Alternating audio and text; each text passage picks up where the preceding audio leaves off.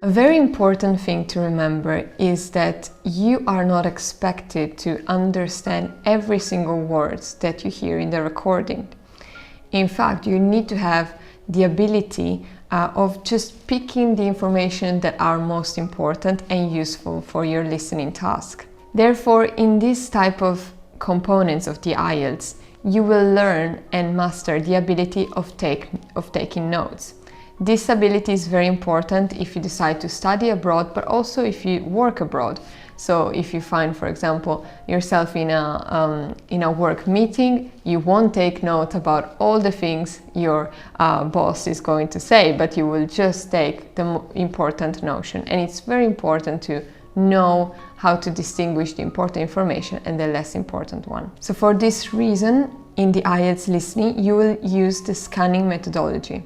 So to use it, I'm going to give a specific and practical example so you can understand what I mean. So for example, if you're looking for a telephone number in a telephone number books, I know these are not anymore really available, but maybe you have seen your parents when you were young looking at these huge telephone books with many numbers and names.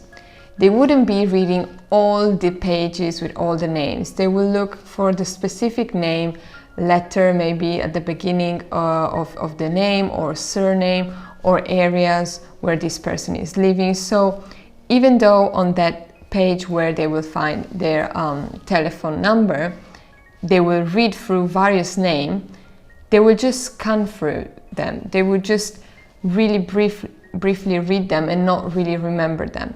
So in a way, they know the context, but they look for specific information. The same technique has to be used in the IELTS listening. So in all these strategies videos, what we have understood is that the IELTS will test your abilities, your skills.